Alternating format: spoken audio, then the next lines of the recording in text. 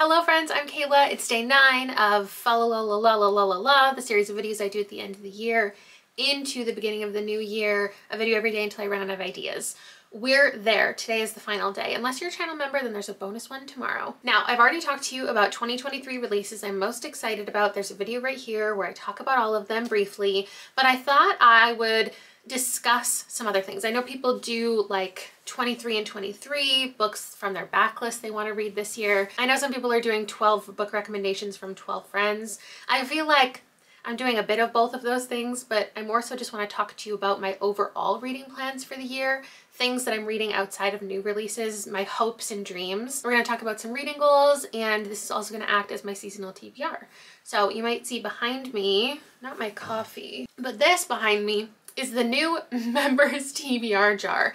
Just this morning, my members voted on which jar I should get, and they did pick the most reasonable one. So if you don't know, last year I had this members TBR jar where everybody who joins my channel membership has an equal opportunity to recommend me a book. Look, it's only half full. Plenty more space in this one. They comment, there is a video, I'll link down below if you want to join my membership and you want to contribute right away. And I pull one out of the jar every single month. Last month I committed to the last 6 months of the year. If it went well, I was going to continue in 2023. 4 out of the 6 books were like 5-star reads, so it went very well. Since then, I've got another jar full of over 100 members who have joined in the last couple months and contributed. So we really needed a new jar. And it's already full. Just kidding. There's plenty of room in here if you want to join. The next people who contribute, your color is gonna be purple. So Team Purple, let me know if you're joining. We do a lot of fun things over there. One of my goals for 2023, getting into reading goals, this is more like channel goals. I just want to keep doing things the way I've been doing things. I just really like what I'm currently up to. I don't feel like I'm chasing anything. My goal is to run my book club the way I've been running it 10 months out of the year. My goal is to continue making 2 videos a week if I feel like it. If everything aligns properly, I want to keep doing my seasonal TBRs. And as far as the membership, we're doing new seasonal book club buddy read things. We also have a bi-monthly movie night. I'm committing to a monthly live show, reading sprints, or a hangout, and to pull one of these every month. So this is my January and February TBR, but also just an overlook at my entire year. This is much more satisfying to be able to see me mixing it all. I'm gonna pull one from Team Blue Green, the most recent members, and then I'll pull one from Team Sunshine. I don't know, whatever you call that blend of colors. So I haven't peeked at any of these submissions. We're just gonna go for it. Oh my God, stop this. Okay. My TBR went so well last year. I kept picking things I actually wanted to read, and I just felt like I kept getting so lucky. And here we are freaking again. Redder Days by Sue Rainsford. Thank you so much, Sarah, for contributing this one. They said, I need to know if it's worth buying before I take a chance and order it from the UK. The synopsis sounds interesting. I agree. Do I remember what it's about? No, but I remember being interested, and it's by an author who I've enjoyed before. And I think it's short, so that's gonna be a win. I didn't already buy this, right? It has a 3.2 average rating, and it's about twins living in an abandoned commune. Then the people of the commune return, and who knows what happens from there. Anyway, that's the first book officially on my TBR. If I'm doing the 12 books recommended by 12 friends, that's the first one. For the second one, let's get a good mix going. And I'll grab one that feels like the right shape, because the new ones are a little long and skinny. Okay. Oh boy. Oh! Okay. Okay, Lauren. Dare I suggest Gideon the Ninth by Tamsin Moore. It's batshit crazy, like if Bunny was sci-fi, but also kind of haunted house murder mystery, one of my favorite books of last year. Okay. I have definitely seen this everywhere. I know it's a series. I know people get super hyped about it. It's not on my TBR. Well, now it is. Now it is. Okay. 12 books by 12 friends. I did actually post this on my Instagram story a couple weeks ago because it's not that I was technically planning on doing it, but I had a secret video in mind and I'm scrapping it, but now I can actually do the 12 things by 12 friends, but I think I only screenshotted a few. Some of my friends who are also fans of weird fiction recommended things to me that I definitely wanted to grab. So Zuki recommended Where I End by Sophie White, which has a very ominous synopsis. My mother, at night my mother creaks, the house creaks along with her. There's a shared wall. There's somebody who's never left the island, a survivor, a shipwreck, a bed-bound mother. It's a horror story about being bound by the blood knot of family. So I'm gonna pick that up. Then my friend Ellis recommended Hawk Mountain, which I've never heard of. And it says an English teacher is gaslit by his charismatic high school bully in this tense story of deception, manipulation, and murder. Perfect, sounds great. Katie recommended the Iliac Crest, which is translated fiction. Perhaps one of my goals for the year is to read more translated stuff. It says, on a dark and stormy night, two mysterious women invade an unnamed narrator's house, where they proceed to ruthlessly question their host's gender and identity. The increasingly frantic protagonist fails to defend his supposed masculinity and eventually finds himself in a sanatorium. A gothic tale of destabilized male-female binaries and subverted literary tropes. Okay, all right. And then I also got recommended The Honeys by my friend Naomi. And this is something that's been on my TBR for a little while. It was sent to me unsolicited. I thought about passing it along to somebody else, but I just kept it in the back of my head as something that I might enjoy. And then I know it was a favorite of hers. I think it's like a small town YA horror. It says it's a fairy tale, folksy. There's a group of girls deemed the Honeys. Oh yeah, and it's at a Conservancy Summer Academy. I'm intrigued. I'll read it. And then I got one submission to the forum from Berlin3604. Please read Indian Horse. I'm tired always seeing it in the background on your TBR shelf. And I agree. The spine is very eye-catching. I got this cover, which I think is stunning. I actually donated a previous copy and picked up this one at the thrift store because I thought it was wonderful. And I've definitely owned this or a copy of this book for a very long time. The author traces the decline of a culture and a cultural way with compassion and insight in the story. We're following a man forcibly taken from his family to go to a residential school. Salvation comes for a while through his incredible gifts as a hockey player. I will commit to reading this year. Next, let's transition into talking about some secret TBRs. Not the themes, I'm not giving it away, but I will tell you 6 books that I plan to read this year, each for a different secret TBR. Most of these are actually in the next couple months. So I'm going to be reading A Million to One by Adiba Jagadar, which is about a heist on the Titanic. I'm reading that for a secret TBR. I'm also reading Every Heart a Doorway and the entire series.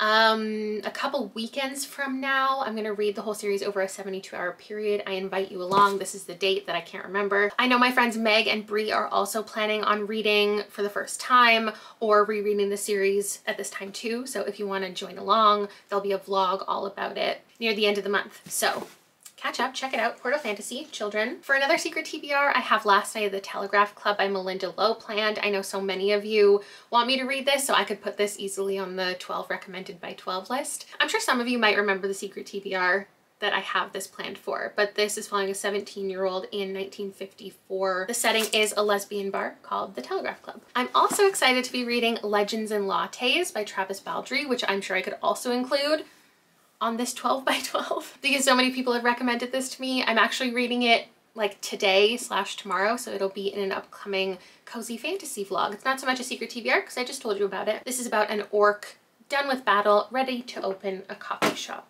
Then I've got For Aunties in a Wedding by Josie Q. Sutanto. Again, not such a secret TBR because I've talked about my cozy mystery series with everybody, but this comes after Dial A for Aunties, in which this family hides a dead body, and who knows what happens in here. I guess she gets married. Then an actual proper secret TBR plan, because nobody knows about this video. I only found out about it a couple days ago. It's Binti by Nnedi Okorafor. This is one of, I think, 15 books I'll be reading for a video, so I'm not sure when it'll be coming out, maybe March. I had no idea how short this was. I ordered it not knowing the premise, so I guess it's science fiction and we'll figure it out together. Then let me tell you 6 books that I want to read this year from authors that I have loved in the past and I just don't want them to end up sitting on my TBR shelf for years. One of them is Love in Color by Bolu Babalola. This author wrote my favorite romance of last year, and this is a bunch of short stories. This was already on my TBR before I read that one, so I think it'll go great. One of my favorite books of all time is We Ride Upon Sticks by Quan Berry. I talk about it nonstop, and she has other books. but I haven't gotten up the courage to read them. I guess in hopes that they go well, but I'm worried that they won't. This is called She Weeps Each Time You're Born, and I don't really know what it's about. And that brings me to my next goal quickly, is less reading of synopsis in 2023. And also, like, when it comes to vlogs, there are so many moments where I introduce a book to you and then I start reading it, and then I come back and tell you like what I'm thinking while I'm reading it. But lately, a couple books, I haven't updated that I was even reading them at all in the vlog or committed to them within the vlog until I was like 25 pages in, and could give you, rather than an overview of what it's about, what my impressions are of the first 25 pages, because I feel like that's not really spoiling anything, but it gives me and you a better idea of what the story's about, what the writing is like, and how I'm gonna feel about it. I used to not read the synopsis of books like at all. I would just go into things with such an open mind, but because I am a content creator and because I feel like I need to do a good job of describing books, I still like don't a lot of the time. I've been reading into the description of books so much more than I used to, and so much more than I enjoy to, because I want you to know what they're about. But I have a much better reading experience when I know very little. So I'm sorry if this year I'm really lacking in description before I've read the book.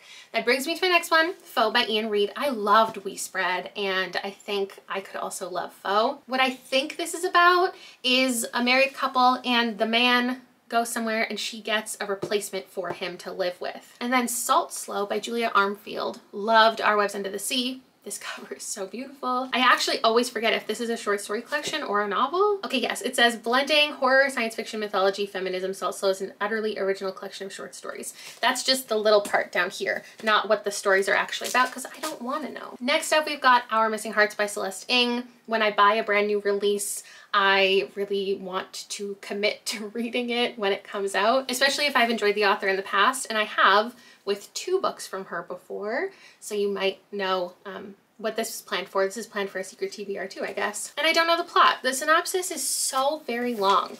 All I know is she writes beautiful family stories. They're always very sad and very moving, and I know I've read the synopsis before, but I've completely forgotten.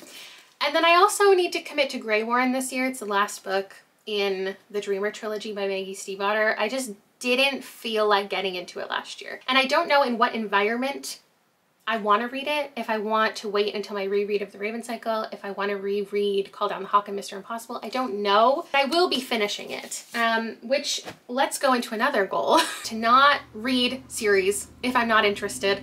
Not continue in series, not complete series. And it's not that I did a lot last year. I think my goal is more mental, to stop feeling guilty about not continuing or not completing series. This could get into books too, like let's throw in another goal that this is my DNF era. I'm going to be DNFing and vocally DNFing and talking about the books that I'm not finishing and not feeling guilty about not completing one, especially if it's involved in a secret TBR. But as far as series goes, like I don't find it motivating when someone says, oh, the 4th book in a series is so good, just like keep trudging through until you get to that one. I am gonna stop the series when I stop having a good time. This goes for duologies, trilogies, long spanning series. With that said, there's a ton of series, I'm thinking like the Veronica Speedwell one specifically, that I keep picking up books in, though I haven't even read book 2. There are definitely series I want to continue, like the Dial A for Aunties. But if I'm not enjoying a series or not planning to continue, I need it to leave my mind, my mental space that it's holding, where I feel, I don't want to say pressure, because I hate when people say like, I feel so pressured to read. And I'm like, by who? Who's pressuring you? But I need to not pressure myself or not let myself feel guilty that people are like waiting for me to continue in a series or complete a series or give a series review of something. Also, one more goal I have that I just kind of touched on already, to read books when they come out. I don't feel that way about every book, but I really want that to be a thing that I do with thrillers. I have such a difficult relationship with thrillers right now, because I will highly anticipate one, I'll pick it up in the month it came out, and then if I don't read it right away, it just sits there, and then more reviews start coming in, and no matter what, every thriller or mystery book has completely mixed ratings. It's like the #1 genre I find that I read that I will see 5 stars and 1 stars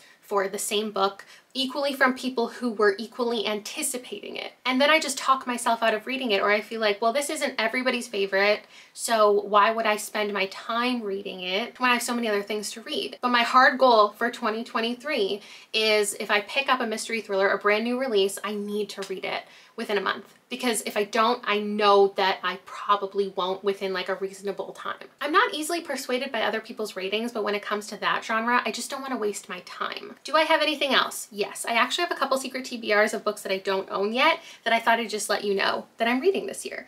I will be reading Our Share of Night. This is a long ass horror novel from Mariana Enrique that just got translated, and I'm reading it for reasons. Other Side of Night by Adam Hardy. Is that Hardy or Hamdy? I can't read my own writing. I don't know what this book is about, but I'm going to be reading it for reasons.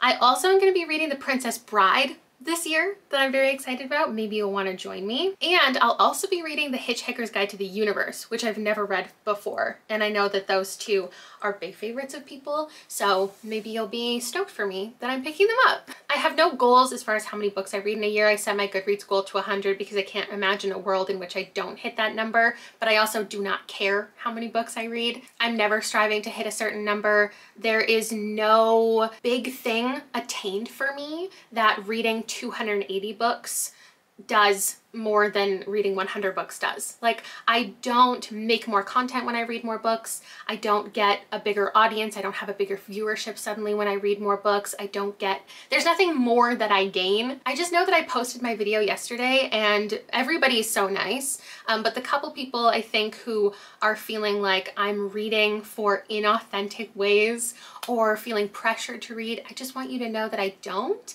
I read for fun always. I read just as many as I feel like reading, and I hope you do the same, and I hope you never feel pressured to hit a certain number, because we should all just be reading to have a good time, and I don't think anybody is better or lesser for the amount of books that they read. I share my stats because stats are fun, not because I feel like it's impressive or I'm trying to look impressive or I'm trying to get anybody else to do anything. So those are some of my plans for the upcoming year. Thank you so much for hanging out with me these last 9 days and all of this content. There will be a Cozy Fantasy vlog coming at you soon, a Wayward Children reading vlog coming soon, oh, a Literally Dead book club announcement coming soon for February, March, and April, I think I'm gonna do. And I'm just very excited about my next year of reading. I don't know how much I'm gonna read, what I'm gonna read, all the content I'm gonna make, but I'm gonna have a good time doing it. So good luck with your reading. Wish me luck with mine, and I'll see you later. Bye.